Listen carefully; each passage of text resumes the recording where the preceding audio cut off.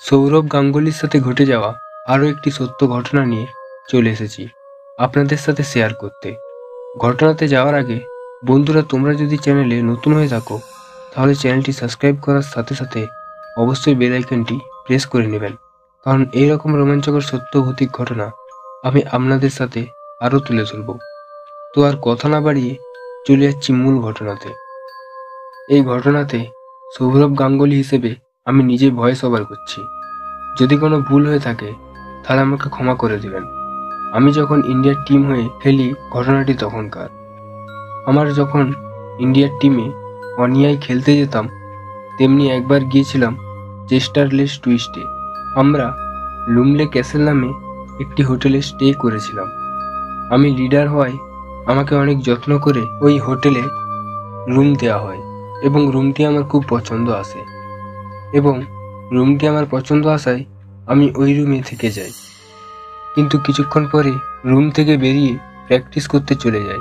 Practice থেকে ফিরে প্রচণ্ড ক্লান্ত হওয়ার কারণে ফ্রেশ হয়ে লাইট বন্ধ করে ঘুমিয়ে যাই। পরের দিনই আমাদের খেলা ছিল, কিন্তু আমার কিছুতেই ঘুম আসছিল না এবং অস্বস্তিও লাগছিল। কিছুক্ষণ পর ঘুম চলে আসে। হঠাৎ আমার ঘুম ভেঙে যায় জলের শব্দে। আমি শুনতে পাই বাথরুমের ট্যাপ দিয়ে জল পড়ছে।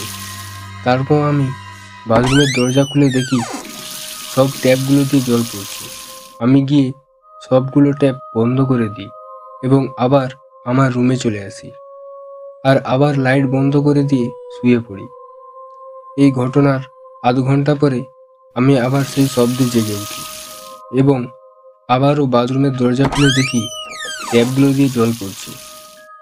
ওই দেখে আমি তাড়াতাড়ি করে বাথরুমের ট্যাপগুলো বন্ধ করে রুমে চলে আসি। এবার আমি লাইট বন্ধ না করে ঘুমানোর চেষ্টা করি, কিন্তু অনেক চেষ্টার পরেও আমার ঘুম আসছিল না। ঘুম না আসায় আমি লাইট বন্ধ করার পরেই আবার সেই জলের শব্দ পাওয়া যায়। আবার সেই জলের শব্দ পেয়েই আমি তাড়াতাড়ি করে লাইট জ্বালিয়ে দেখি বাথরুমের দরজার সামনে থেকে একটা ছায়ামূর্তি সরে গেল। তা দেখে আমি প্রচণ্ড ভয় পাই। ভয় পেয়ে আমি পাশের রুমে রবিন সিং এর কাছে গিয়ে বলি আজকের রাতটা সেখানে কাটানোর জন্য। রবিন সিং কি হয়েছে জিজ্ঞেস করলে আমি কথাটাকে এড়িয়ে যাই। আমি পরে জানতে পারি 2004 সালে ওয়েস্ট ইন্ডিজ ও 2005 সালে অস্ট্রেলিয়ান ক্রিকেটারের সাথেও নাকি এরকম ঘটনা বা এরকম এক্সপ্রেশন হয়। তারপর আমি ঘটনাটি শেয়ার করি স্যার আয়ান রোথনের লেখা ব্রেরি ক্রিকেট টেলস বইয়ে। বন্ধুরা, ঘটনাটি এইটুকুই।